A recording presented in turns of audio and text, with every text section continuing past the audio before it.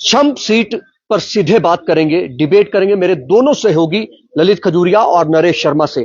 आज क्योंकि आज जो जम्मू डिस्ट्रिक्ट की विधानसभा सीट छम्ब जो सीट है उस पर जो घमासान आज से शुरू हो गया है, क्योंकि त्रिकोणीय मुकाबला होगा। बीजेपी होगी, सतीश शर्मा जो होंगे इंडिपेंडेंट होंगे, और कांग्रेस से होंगे जो ताराचंद हैं, बीजेपी से राजीव शर्मा होंगे। क्योंकि राजीव शर्मा के लिए पहले आपने देखा कि किस तरह से प्रदर्शन हुआ, बीजेपी के जो कुछ समर्थक थे कि जो राजीव शर्मा है वो अखनूर से हैं, उन्हें टिकट क्यों दिया गया। ताराचंद और सतीश शर्मा में ये लड़ाई थी कि कांग्रेस टिकट किसको देगी, लेकिन कल टिकट मिल गई जो ताराचंद को, और अब सतीश शर्मा ने आज नॉमिनेशन फाइल कर दिया बतौर आजाद उम्मीदवार। इस पर क्या होगा अब आगे, किसकी जीत होगी, ये बड़ा दिलचस्प मुकाबला होने वाला है। ललित जी, किस तरह से देखते हैं? त्रिकोणीय मुकाबला हो गया। बिल्कुल त्रिकोणीय मुकाबला हो गया, और पहले ऐसा लग रहा था कि कांग्रेस वर्सेस बीजेपी होगा, और सोचा नहीं था कि कांग्रेस इतना लेट करेगी और इतना इसमें माथापच्ची होगी। लेकिन कांग्रेस ने जिस तरह से लास्ट के 5-6 दिन में जो उन्होंने सर खपाया टिकटॉक को लेकर, अगर ये पहले ही रणनीति बना लेते तो शायद आज इतना उन्हें विरोध प्रदर्शन ना करना पड़ता अपने कैंडिडेट को लेकर। मतलब जो लोगों ने किया वैसा मतलब फेस ना करना पड़ता। ताराचंद जी की अगर हम बात करें तो ताराचंद देखिए लगातार वो दिल्ली में थे, दिल्ली वालों के संपर्क में थे, और वहां पर बकायदा ये सीट ओपन हो गई है। 1996 से रिजर्व थी, तो जाहिर सी बात है जो जनरल कैटेगरी का होगा अगर ओपन हुई है तो कांग्रेस के यही होगा कि सतीश शर्मा जो एक राजनीतिक परिवार से भी ताल्लुक रखते हैं, उनके पिता एमपी रहे हैं, विधायक रहे हैं, बहुत बड़ा चेहरा थे, कोई छोटा बड़ा चेहरा नहीं थे, और उन्हें ये भी एक था कि शायद कांग्रेस उन पर कोई मेहरबानी करेगी। लेकिन कांग्रेस ने वही किया जिसका हम बार बार कह रहे थे कि कांग्रेस जो है वो असमंजस में है, क्योंकि पुराने चेहरों पर विश्वास अभी भी उसी पे विश्वास है, वही चेहरे हैं, कोई नया चेहरा उन्होंने किया नहीं। और दूसरा ये है कि आपको जब एक्सपीरियंस जो लीडर होता है, जो मिनिस्टर भी रहे हैं ताराचंद जी, ऐसे नहीं है उप मुख्यमंत्री रहे हैं, तो शायद उन्होंने ही कहा होगा कहीं विद्रोह ना हो जाए। लेकिन पार्टी में विद्रोह हो गया, और जो आज शक्ति प्रदर्शन किया इन्होंने, सतीश शर्मा ने अपने समर्थकों के साथ, और जो स्पीच दी वो लोगों को कितना भावुक करेगी वो अलग बात है, लेकिन एक मंजे हुए राजनेता की तरह। और वो कह रहे थे कि मैं ठगा हुआ महसूस कर रहा हूं, मैं बगावत नहीं करना चाहता, और ना ही मैं किसी लीडर के खिलाफ बोलूंगा। यानी उन्होंने साफ कहा कि ताराचंद जी मेरे सीनियर है, लेकिन मुझे ये है कि पार्टी की तरफ से जो एक विश्वास में लेना चाहिए था, या पार्टी पर विश्वास वो नहीं जता पाई। तो अब ये मुकाबला त्रिकोणीय हो गया है। अब देखना यह है कि सतीश शर्मा जो इंडिपेंडेंट खड़े हुए हैं उन्हें लोगों का कितना समर्थन मिलता है। इसमें एक बात कहेंगे कि बीजेपी की तरफ से राजीव शर्मा है। आपने देखा कि राजीव शर्मा के लिए भी जो है उनका विरोध जताया गया। विरोध हुआ जब बीजेपी कार्यालय के बाहर कार्यकर्ता पहुंच गए नरेंद्र भाऊ के उसमें समर्थन में। आपको क्या लगता है सुरेश शर्मा के उसके लेके समर्थन को लेकर कि उनको क्यों नहीं टिकट दिया गया? लोकल थे, हालांकि राजीव शर्मा भी उधर के ही हैं, अखनूर से ही आते हैं। चंबा और अखनूर ठीक है, विधानसभा अलग अलग, लेकिन आपको क्या लगता है इसका फायदा या नुकसान किसको होगा? बिल्कुल देखिए, क्योंकि कांग्रेस के दो दिग्गजों की टक्कर होगी अब, एक आजाद लड़ रहा है, एक कांग्रेस से लड़ रहा है, तो बीजेपी को कितना फायदा या नुकसान होगा? बिल्कुल देखिए हमें जी, एक चीज आपने देखी होगी, जब से हम ये असेंबली के चुनाव कवर कर रहे हैं तो सोशल मीडिया में सतीश शर्मा के फेवर में एक कैंपेन चला हुआ है। जो भी हम स्टोरी करते हैं उसमें कमेंट आते हैं कि सतीश शर्मा जिंदाबाद, सतीश शर्मा जिंदाबाद। हालांकि सोशल मीडिया का जो ट्रेंड है वो एक चुनाव नहीं जिता सकता। चुनाव तो वही जिताएगा कि वोट आपको कितने मिलते हैं। लोकसभा में हमने देखा कि कुछ नेताओं के फेवर में सोशल मीडिया पे एक नेता मंत्री बना लेकिन उनको वोट नहीं मिले। लेकिन सतीश शर्मा के फेवर में था, एक ट्रेंड हमने देखा। वहीं आपने कहा कि बीजेपी को इसका फायदा मिलता है या नुकसान होता है, या बिल्कुल। और ये चीज है, देखिए वहां पर जाति समीकरण भी ऐसे ही है, तो कहीं ना कहीं ताराचंद जी को भी ये लग रहा होगा कि भैया कुछ एक खास जाति के जो वोट हैं वो डिवाइड होंगे, जनरल कैटेगरी के जो वोट हैं वो डिवाइड हो सकते हैं। और मैंने काम भी करवाया, वो बड़े नेता भी रहे हैं। जाहिर सी बात है वो जो एक वीडियो वायरल हुआ था कि उसमें बता रहे थे कि क्या ब्राह्मण या क्या राजपूत, मैंने तो सबके काम करवाए, यहाँ सभी बैठे हैं मंच पर बता रहे थे इशारा करके। और जाति समीकरण जो है इस सीट पर कहीं ना कहीं मुझे लगता है कि वो काफी महत्वपूर्ण भूमिका है जो निभा सकता है, क्योंकि वोट डिवाइड होंगे या नहीं होंगे, लेकिन ताराचंद जी को ये लग रहा होगा कि भैया वो डिवाइड होंगे और उनको फायदा होगा। लेकिन आपको क्या लगता है इस देखिए दो दिग्गज एक तरफ है, हालांकि त्रिकोणीय मुकाबला है, बीजेपी अकेले दो उसमें दिग्गज है, ठीक है, हाँ लेकिन कांग्रेस के दो बड़े चेहरे हैं, एक कांग्रेस देखिए है, एक सतीश, आजाद है। हाँ देखिए सतीश शर्मा अभी इतना बड़ा चेहरा नहीं है, ये नहीं कह सकते बहुत बड़ा चेहरा, लेकिन ये है एक नहीं, मेहनती, फिर भी एक युवा नेता और एक उनके अगली पिताजी पंक्ति, का वो भी हाँ तो उनका उसको वो है, उनको प्लस पॉइंट होगा। उसके हाँ उसके उनके पिताजी की जो जब डेथ हुई थी कोरोना की वजह से, तब डीडीसी के चुनाव चल रहे थे और इन्हीं डीडीसी के चुनावों में कोविड हो गया था और 9,000 के करीब, आप सोचिए ब्लॉक वाले चुनाव थे, ऐसा नहीं था कि ये कॉन्स्टिट्यूंसी के चुनाव था, ऐसा नहीं था, और उसमें 9,000 के वोट ले जाना और मतलब लास्ट के 3-4 दिन का ही तो डिफरेंस था। नहीं, लास्ट के 3-4 दिन में इन्हें कोरोना हो गया और कैंपेन करने का मौका नहीं मिला। मतलब आप सोचिए, लोगों ने स्वीकार किया, भले ही वो हो गया हो, लेकिन आप कह रहे हैं कि किस तरह से सतीश शर्मा और उनके बीच में, देखिए नरेश ने जो कहा कि जातीय समीकरण जो है वो अब किस तरह से बिठाना है हर पार्टी को। देखिए 52 से लेकर कोई 54-55 वहां पे ब्राह्मण वोट है, अच्छा। राजपूत भी कोई 20 से 25 है, एससी वोट भी 20 और 22-23 ऐसे, मतलब ये रेंज लगा लो, कुछ हजार वोट हाँ है, 1 लाख कोई 5-6 हजार का टोटल वोट है, एसटी भी है। और अब सबसे ज्यादा वोट साधने, देखिए ये ताराचंद जी हैं, पहले ये रिजर्व थे, ठीक है, तो वहां पर ये लड़ते थे, अब ये ओपन हो गई।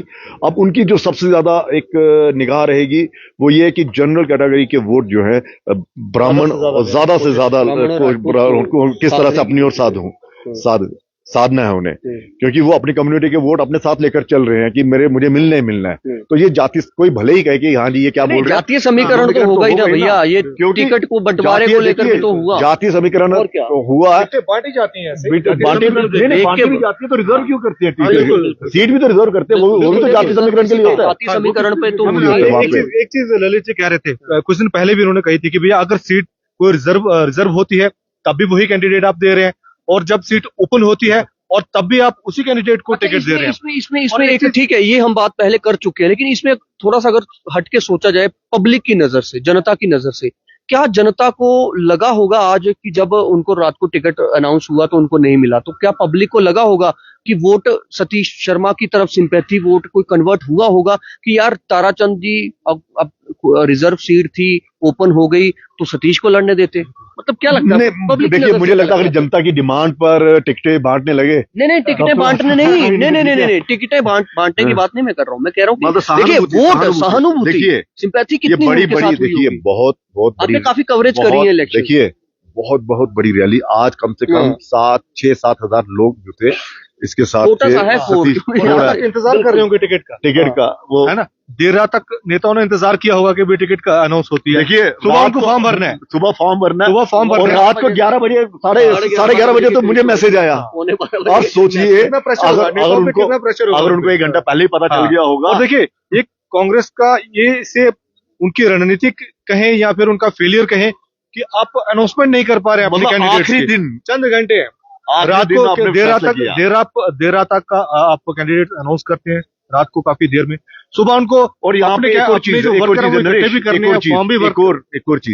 यहाँ पे देखिए, जो दिल्ली तक पहुंच रखता है, जो दिल्ली तक जाता है, जो दिल्ली में अपने आप को साबित करेगा, उसे टिकट मिलेगा, और ये हो गया साबित।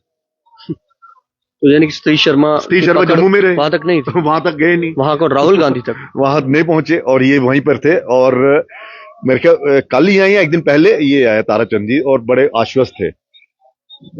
आप 1996 से लेकर अब तक यहां पर तो आप फटाफट 3-3 साल में तो आप ऑफिसर चेंज कर देते हैं कि भाई साहब नए लाएंगे, नई नीति लाएंगे, कुछ नई सोच आएगी, चलो वो करते हैं, या फिर 5-5 साल के बाद चलिए वो है।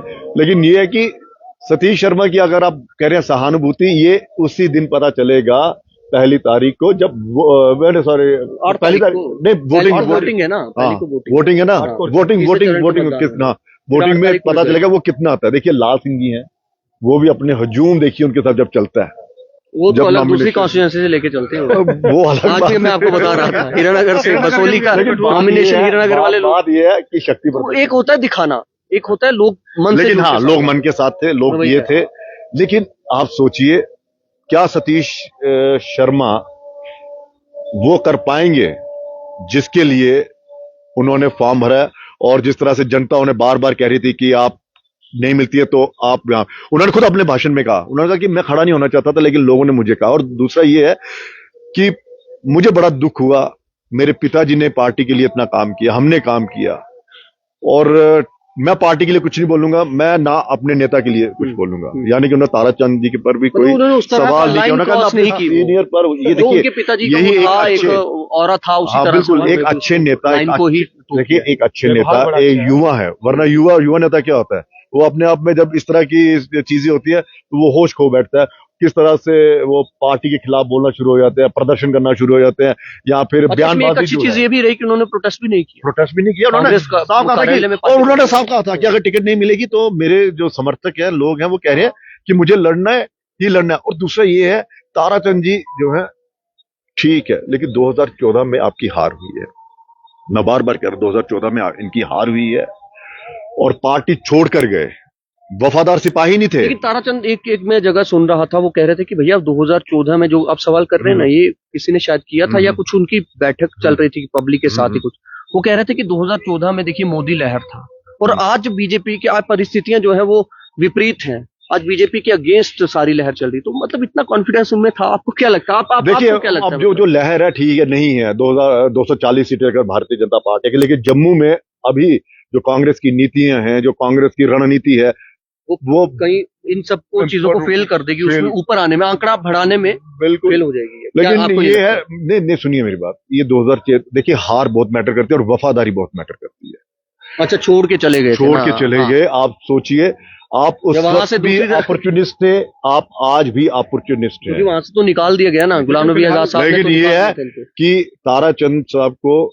आप छोटा नेता नहीं कह सकते, अगर एससी का कोई चेहरा है बिल्कुल कांग्रेस के वो पास कांग्रेस के, वो जम्मू ताराचंद है। कश्मीर में एक एससी कैंडिडेट, एक एससी उम्मीदवार इतनी दूर तक पहुंचना, डेप्यूटी सीएम कोई छोटी मोटी पोस्ट नहीं है। बिल्कुल। मेरे ख्याल में एजुकेशन मिनिस्टर भी रहे हैं, नहीं डिप्टी सीएम तो डिप्टी सीएम तो रहे, पता नहीं है, मतलब उनका जो तजुर्बा है राजनीतिक, उनका जो तजुर्बा है तजुर्बा। और उनके जो पुराने कॉन्टैक्ट कहते हैं ना, हाँ। कॉन्टैक्ट काम आगे बिल्कुल, पुराने बिल्कुल। टिकट हासिल करने में, हाँ। जीत हासिल करने में आएंगे कि नहीं आएंगे, पकड़ थी तो हाँ मजबूत, उनकी मतलब पुरानी पकड़ थी पार्टी में, उनको फायदा मिला। अच्छा, लेकिन राजीव देख लेके एक और चीज, हाँ, एक चीज और, कांग्रेस के पास एक मौका था कि एक नौजवान चेहरे को, देखो, आगे एक लाना। नई पीढ़ी के नौजवान को आप आगे करते। और दूसरा ये होता है, देखो अभी दूसरा ये था कि जैसे ये सीट ओपन हुई है, आप ताराचंद को देखिए, वो तो उनका फैसला हम नहीं कह रहे, लेकिन मैं एक सोच है जो लोगों, भाई उसी पे आने जो मैं वाला था, लोगों से बात अखनूर कर पे रहा आने हूं, वाला था, लोगों से मेरी बात अखनूर हुई। पे आने वाला था कि अखनूर अगर वो जाते, आपको लगता है कि अगर कांग्रेस से सतीश को यहाँ से देती छंब से और ताराचंद को अखनूर से देती तो मुकाबला अखनूर में भी टफ हो जाता, क्योंकि वहां पे अशोक भगत को दिया है, तो मोहनलाल भगत जो है जो थोड़ा सुनिए, सा अब जो मुकाबला ताराचंद का, जो मुकाबला भाजपा से नहीं है, सतीश से है। अब सतीश कितने लेते हैं क्या मालूम, पब्लिक उतने इतनी बम्पर वोट दे दे कि वो जीत जाए, पब्लिक ऐसा भी कर सकती है, नकार भी सकती है। लेकिन मैं ये चीज कह रहा था कि जो ओपन जी, जो ओपन मतलब अभी हुई है, हाँ। तो अगर आप रिजर्व में चले जाते, जो अखनूर रिजर्व हुआ तो आप वहां चले जाते, ओपन में ही आप कह रहे हैं कि मैंने लड़ना है, तो ये तो होगी, ये तो ना जिद की बात नहीं है।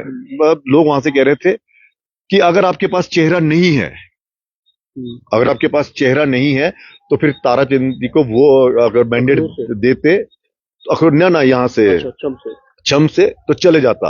आपके पास नेता तैयार है, आपके पास एक नेता तैयार है ना, बिल्कुल एक नेता तैयार है, युवा चेहरा तैयार, लोग उसके समर्थन में उतरे हैं, और आपके पास लीडर की कमी नहीं थी। एक होता ना लीडरों की कमी है, जैसे बाहू में या वहां पे आप देख लीजिए। बिल्कुल, एक तो होता है कि आपका एक एस्टेब्लिश चेहरा है, हाँ। आपको गारंटी है कि वो जीतेगा ही जीतेगा, और एक कैंडिडेट ऐसा है कि जिसकी फेवर में आवाज उठ रही है, तो आपके पास दो विकल्प हैं। मतलब आपके या पास तो आपको लग रहा है कि हमारे पास इतना मजबूत कैंडिडेट है, हम इसे ही अनाउंस करेंगे, या तो फिर आपको लग रहा है कि उसी वक्त कैंडिडेट कर कम, देते। हाँ एक तो कम, हाँ या पहले ही कर देते, पहली लिस्ट में कर लेकिन देते। सवाल यही है कि और अगर या तो देखिए पेपर में आवाज उठ रही है, या तो आप उसे अनाउंस कर दीजिए। अब ये देखना बड़ा दिलचस्प। अब आखिरी क्या लगता है आपको, इस तरह क्यों नहीं है मुकाबले में, कितने नंबर किसको देंगे और क्या लगता है जीत? नंबर जनता प्रेडिक्ट देगी, तो नहीं होता है, नंबर जनता लेकिन देगी, नंबर जनता देगी, वो नंबर जनता देगी। लेकिन ये है कि समीकरण कितने बिगड़ेंगे, समीकरण ये है कि कौन किसके बिगाड़ेगा? पत्रकार सेफ गेम खेलते हैं, है ना, सेफ गेम नहीं, पत्रकार सेफ गेम खेलते हैं भैया, सेफ गेम डिप्लोमेसी के साथ कौन जीतेगा? मैं वही कह रहा हूँ, मैं ये नहीं कह रहा हूँ कि कौन जीतेगा, नहीं आप मेरी बात नहीं समझ रहे हैं। आप बात समझिए, आप आपस में जनता बताएगी मैं ये कह रहा कौन हूँ जीतेगा, कि जनता बताएगी। आप देखिए, ये नहीं एक चीज, पत्रकार को एक उस तरह से भी जाना जाता है जो बड़े पुराने पत्रकार, आप लोग पुराने हैं, ठीक है, मेरी बात, आप लोग एक बड़े और पुराने बताइए, पत्रकार, लेकिन सुनो। आपके पास इतना भाई एक्सपीरियंस साहब, होगा सुनिए। कि भैया कौन किसका समीकरण बिगाड़ेगा। आपने मैं ये कह रहा हूँ। चुनावों में क्या होता है कई ऐसे चुनाव देखे। चुनावों में क्या होता है कि फिर 4 दिन में हवा बदल जाती है। वही तो पूछ रहा हूँ।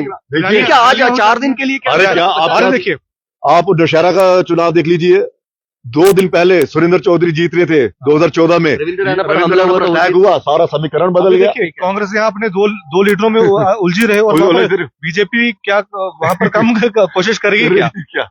सब कुछ अपनाएगी ठीक बीजेपी। है, आपने बातों में बहुत कुछ कह दिया। लेकिन ये है कि ताराचंद का मुकाबला भाजपा से नहीं है, अब सतीश से है, और सतीश का भी मुकाबला राजीव जैसी नहीं है, मतलब ताराचंद जी के साथ है। बीच बीच में राजीव शर्मा जी के मन में लड्डू भी फूट रहे हुए, अब परेशानी होगी। दोनों की लड़ाई में मैं बाजी मार। चलिए फिलहाल इतना ही इसमें, और लेकिन बात यह है कि बड़ा दिलचस्प मुकाबला जो है वो हो गया हुआ है, और कश्मीर में भी बड़ा दिलचस्प मुकाबला हो गया। कल इंजीनियर राशिद पे करेंगे, उमर अब्दुल्ला पे भी करेंगे। उमर अब्दुल्ला वैसे तो अभी बह गए हैं, उनको समझ नहीं आ रहा है, बिल्कुल उनको समझ नहीं आ रहा है कल वो बीडीजी पर इतना बड़ा विवादित बयान देंगे।